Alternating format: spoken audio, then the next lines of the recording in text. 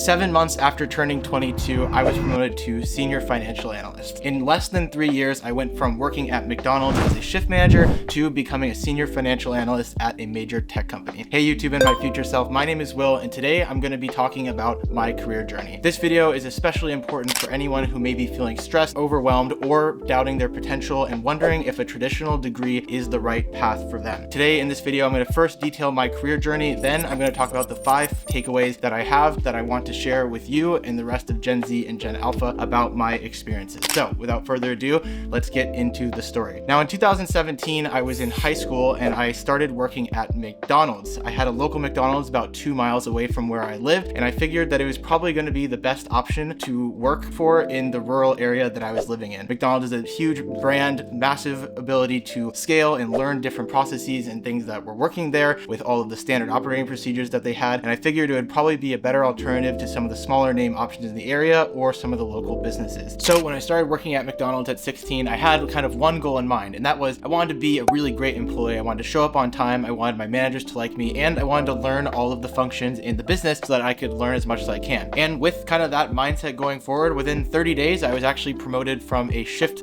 member to a crew trainer. And as a crew trainer, I got a ton of experience training different employees, meeting and learning from the managers that were in the building, and at the same time learning all of the different process paths that I could have while I was working at McDonald's. Now as a crew trainer, I had a lot of fun, but unfortunately the only way to get promoted again was to wait until I turned 18 to become a shift manager. And so after about 2 years of working super hard as a crew trainer and starting at McDonald's, I was promoted to shift manager at 18. Now over the course of this time, a lot of stuff had changed as the COVID-19 pandemic had hit the world, and some of my passions with Pokemon and other things like that had started to fall apart. And this is when I discovered personal finance. And so a large driver of my career journey actually came from my decision to pursue personal finance as an interest and to set myself up in the future for financial freedom. So when I discovered personal finance, read books like Rich Dad, Poor Dad, I kind of came to terms with the fact that I didn't want to go $60,000 in debt for college debt. And at the time, McDonald's was actually paying for me to attend college at a local community college and pay for my associate's degree in business administration. And I was making the transition to 4-year college when I decided to jump ship from McDonald's. Now I did this for a couple reasons. The first one was I became really obsessed with personal finance, and at the time was making around $13 an hour as a shift manager at McDonald's. And a lot of the personal finance stuff that I was reading was like, hey, you need to increase your income. You know, saving is really great, but if you aren't able to increase the amount of money that you make, your savings rate won't get you super far. And of course, saving is super important, but the more you make, the more you can save is the way I was thinking about it. And so I went to the general manager that I was working for and I said, hey, I've been a loyal employee for 2 years. I've been here working super hard at this McDonald's, and I'd love to get a $2 an hour raise to 15. As I was pretty competitive around the area at the time, COVID had a lot of businesses starting to pay people a lot more for the work that they were doing with massive sign-on bonuses and other stuff like that in the area I was living in. And so I went with that, very optimistic and hopeful that I'd have a great career path at this McDonald's and that I could go forward with that and all the good stuff come with that. And that general manager basically told me, sorry, that's never going to happen. We can give you a quarter, maybe at best. And that was devastating. And so I took that as a notice of like, all right, this workplace isn't going to be the one that I'm going to continue with long term, and I was going to transition to 4-year college anyways, so I decided to jump ship and I started working at a local warehouse. Now there's companies out there that have warehouses such as FedEx, UPS, Amazon, etc. that pay a lot of money, but the work is really, really difficult on your body and your physical feeling. And so I ended up applying to a warehouse and started working there, but actually as a customer service agent instead of someone that was working in the warehouse directly, as I had 2 to 3 years of experience at working at this McDonald's as a shift manager and all this stuff. So I got a customer service agent role within the warehouse and started working there, and I was making around $18 an hour when I made that jump. And I started working there, same mission as kind of when I started at McDonald's. I chose this warehouse because the company was much bigger than the local franchise McDonald's that I was working at, and I viewed it as more of a way to get my foot in the door than a full-time position to kind of be with,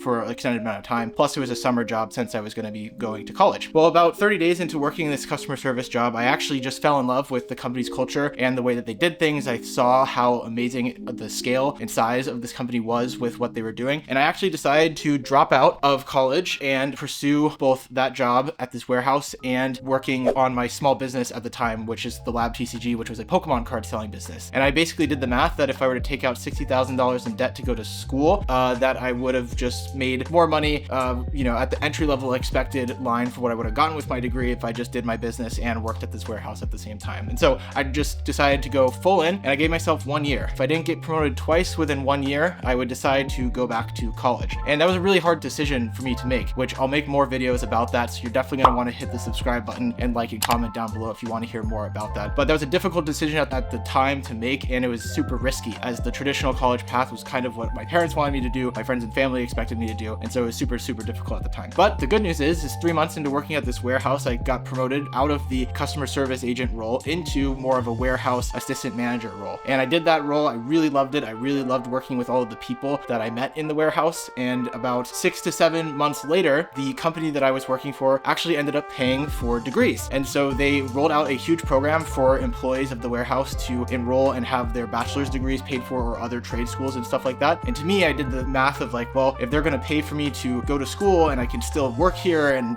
do both at the same time, that seems kind of like a no-brainer. The only downside would be it would be a ton of effort. And so some of the managers that I was working with encouraged me to like, hey, while you're young, you have energy to kind of do both of these things at once. You should re-enroll in school and have the company pay for it. And so with that, I re-enrolled. This time, instead of focusing on business administration, I decided to go for finance, as personal finance was something that I'd basically fallen in love with over the time while I was working at McDonald's and at this warehouse. And so I did. I enrolled in a finance degree online through the University of Maryland Global Campus, and my company that I was working for was paying for it. Now, 2 months into doing that decision, all of a sudden, the manager that my coworker and I were reporting to decided to take a different role in the company. And at this point, I was super satisfied with the work and the culture of the company and everything that I was doing. But now that I was back in school, I wanted to see if there was a way that I could kind of combine the school that I was doing and get some real experience working in finance. And so I did what not many people would do, and I searched some of the internal documentation in the company and found the student programs for the finance internships. And the thing that was very clear about the finance internships is that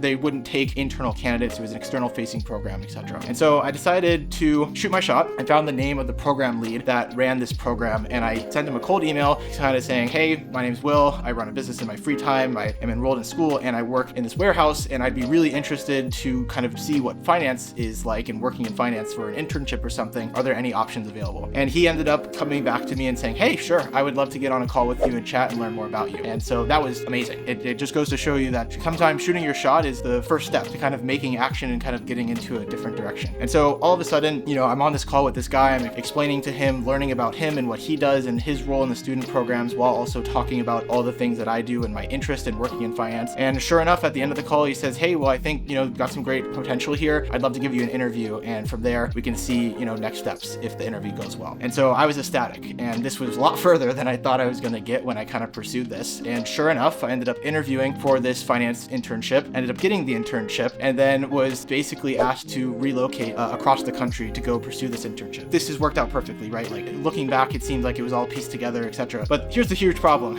I was, studying finance. I had some experience with businesses and other stuff like that, but I basically had no corporate finance experience. And I was, going from working in a warehouse to all of a sudden now working in a corporate office doing corporate finance, and had literally no idea what I was doing, to be completely transparent. And so, kind of with that, this was a pivotal moment in my life for a lot of reasons. I became a lot more disciplined and started focusing on trying to improve myself and things of the like. And when I kind of moved across the country to go take this position, I determined that I was going to try and outwork everyone or all my peers that I could. And that because I had so many, lack of knowledge about these certain things within finance, that I was going to need to work really hard to not only do my schoolwork in tandem with working at this internship, but also to just like become better at working in a corporate environment and learning as much as I can. And so, long story short, I ended up getting onto this internship team, 12-week internship. There's a project at the end, kind of the typical structure for most internships. And I just decided to work as hard as I can and learn all the tools that I can, whether that was like Tableau or working with Excel and other stuff like that. And then also meeting and networking with people in and around the internship, in and around the offices, and trying to learn as much as I could. And so, 3 weeks into this internship, the senior manager that I was reporting to kind of, called me into his office for like our one-on-one, and I was talking to him and asking a bunch of questions. And then he was kind of like, how much time do you have left on your degree? And, depending on your answer, would you like to stay as an intern until you finish your degree? And this was crazy because, my initial plan was like finish the internship and go back to the warehouse where I was working and continuing along that path, and then maybe, getting a return offer offer to intern again. And this senior manager was basically saying, hey, depending on when you're going to finish your degree, I'd love to just keep you around as our intern for the long term. And this was incredible. I mean, the opportunity to not only keep finishing school, but also getting work experience at the same time to boost my resume in the future. And then once I got a degree, of course, as long as my performance kept up another, I would be given a full-time financial analyst job at the end. Could not have asked for a better opportunity. And it was absolutely amazing. And I am so lucky to have had that happen. But a large part of why that happened was work ethic and really committing to trying to grind through this summer with the internship at school and all that stuff. And so of course I said yes. And at the time, there was a lot of uncertainty around this. They didn't know if they would be able to do it. It was kind of unconventional at the time. And so long story short, it ended up working out. Was able to move to New York City and Seattle and a bunch of other really cool places. And of course, during the time of the internship, worked really hard and learned an absolute ton. Now, after a year of being on this internship team, unfortunately, due to the kind of macroeconomic environment that was going on, this internship team was actually unable to offer me a role at the company following all of this time. And that's okay because,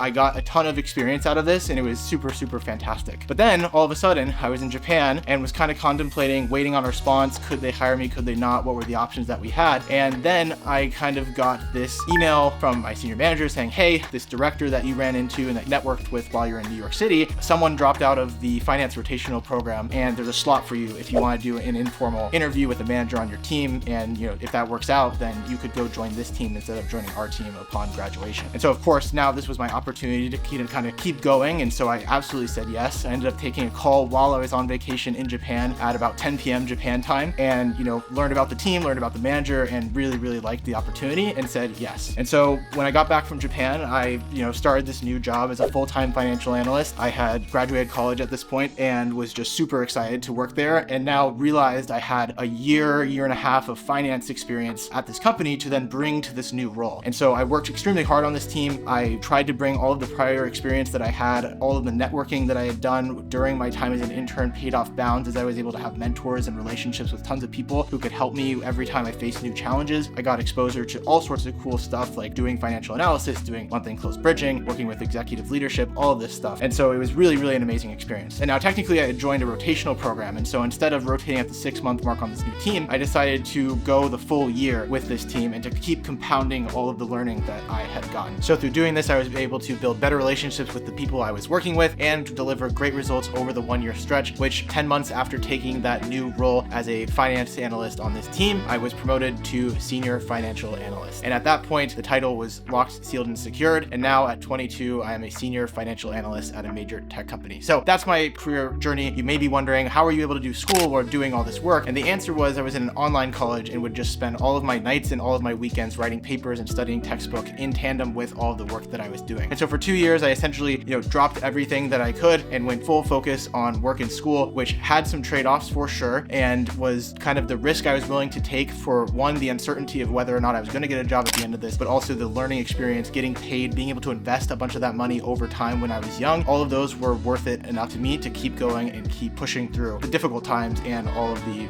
kind of stress and responsibility doing that thing. And it absolutely paid off, 100% paid off. I paid basically $0 for an associate's degree and a bachelor's degree through the 2 companies that I worked for. And at the end of it, college, no debt free, all of that stuff, work at an amazing company that I really, really love. So that's kind of the story there. Now let's go ahead and transition into the 5 things that I wanted to say as takeaways going forward and how all of this stuff, what can I pass on to you guys? Now, there's going to be so many videos on this channel about all of my experiences here and the things I'm going to be talking about. And so it's kind of unfair to boil this into just 5, but here are the 5 takeaways that I want the viewers to take away from this video. Now, the first one is going to be bet on yourself and take risks. As I described, there's a lot of uncertainty with a lot of the things that I was doing. When I decided to drop out of college and pursue my own small business and, my new job at the warehouse, it was extremely risky. I consulted, mentors of mine that I had met in the local area who did real estate and had achieved financial independence at kind of a younger age. I talked to my parents and, my parents had conflicting views. One of them was like, absolutely not, you can't drop out of school, that's not acceptable. My other parent had, full support of this. It's like, this is what you want to do. If this is what you're passionate about, you should, follow it. And so I want to highlight that betting on yourself and taking risks is something that people should consider. The traditional path is not for everyone. Just because, the standard path is 4-year degree and go do that and that's what it takes to be successful, it's absolutely not true. There are paths that are similar to mine. There's unconventional paths, there's entrepreneurship, there are cheaper alternative school options. And if you bet on yourself and you take risks and work extremely hard, I think that the rest can follow into place. And it's not a one size fits all. It takes time and, anyone can do the things that they put their mind to if they really are willing to work for it. And of course, there's risks. Be afraid to fail. It's totally possible that I could be sitting in a different world where none of that stuff worked out. And, I don't know what my life would have been like, but it did work out, and that's great. The other one I would say is to network like your career depends on it. And I want to be very careful about what I mean by networking here, because I'm sure all of you have seen something where it's like your network is your net worth, and you got to network with all these people, and it's extremely transactional, where it's like the only reason that you're interacting with someone is for some gain on the other side of it. And that's not what I want to take away here. When I think about networking, I think about how do you build genuine relationships with people. And of course, it's possible that in the future networking does pay off and there is like a transactional element to it, but it's kind of pointless to think about it that way because your conversations are less interesting. There's less to learn when you're thinking that way. And so when I say network, I think it's build connection with the people that are in the struggle with you, or build connections with executive leaders that you work with, or if it's entrepreneurship, there's a lot of business deals that can happen that benefit both companies if you think about things in a fair, mutual way that can pay off huge and give you competitive advantage when you're doing business. And so I would say network like your career depends on it, or your business depends on it, etc. Make relationships with people, be a good person, and check in on people, set up quarterly calls with folks, get monthly mentorships, etc. And go get coffee with people to stay in touch with them and ask them about themselves. People like to talk about themselves, and it's really important that you stay in tune with what other people are doing instead of just talking about yourself all the time. So that's going to be number 2. Number 3 is going to be say yes to hard things. Now, working as an intern is not glitz and glamour all the time, and sometimes you're given small tasks, sometimes you're being given really difficult tasks, and in the moment it can be extremely stressful when some of these things happen that people ask you to do. There could be a big project at work that you may not fully understand, what to do, how to approach it. It could be, the first time that you're asked to present something and you're afraid of public speaking, etc. And what I have found is by saying yes to hard things, not only does it goes noticed, like people notice when you say yes to things more often and when you're willing to work harder and then, produce great results. But saying yes to hard things also makes you learn a ton. Corporate finance is not the easiest subject in the world. Sure, it's not engineering or etc. But if I had never taken the risk to go be vulnerable and put myself out there with kind of the lack of understanding when I first took the internship, I never would have learned, and then that would have never turned into a career path that I can then share with people on YouTube and kind of follow throughout my life. So say yes to hard things, and that can be applied to a lot of stuff, and we'll explore that in more videos in the future. Number 4 is going to be focus on results. Saying yes to hard things and focusing on results kind of go hand in hand. You can't say yes to things and then do a bad job about it. Or, you should go in with a growth mindset. You're not going to hit the mark 100% of the time. And so saying yes to things and then focusing on what's the result, how is this going to make the person feel? Is this the right quality of work that I need to be putting out? If you're doing something with entrepreneurship, are you shipping a good product? Do people like what you're doing? Is there things that you can improve? You want to focus on the end result of what you're doing and be conscious about that when you're saying yes to things, making sure that you are saying yes to things, delivering on what you said you were going to do, and making everyone better for it. And then the last one that I want to leave off on and kind of transition from here, and I kind of highlighted this already, is that the traditional path is not for everyone. Don't get caught up in the headlines that you have to have a college degree to succeed. In fact, I'm pretty sure that most people are starting to realize that going to college and taking out a bunch of debt isn't necessarily the path for them. And that's not a gripe on college. The same frameworks of stories and details from my career journey can be applied to those that got scholarships or went to college or are paying for college, because there are a lot of paths where college is the right way to go. And if you work extremely hard at those things, then it will pay leaps and bounds in the future. And so this is a story about hard work and kind of taking risks and bets on yourself and being uncommon amongst common, I guess, kind of like how do you be different and really work hard for the things that you're trying to achieve. So the traditional path is not for everyone. And so everyone, with that is both my career journey and the 5 things that I took away from my whole experience. I hope you really enjoyed this video. And if you ever want help with your personal finance, career advice, or just someone to talk to, feel free to reach me at jenkinswill.com, where I'm going to be helping anyone who reach out to me with any questions they may have. So with that, thank you all for watching, and I'll see you all in the next video. We're going to be talking about networking. See ya.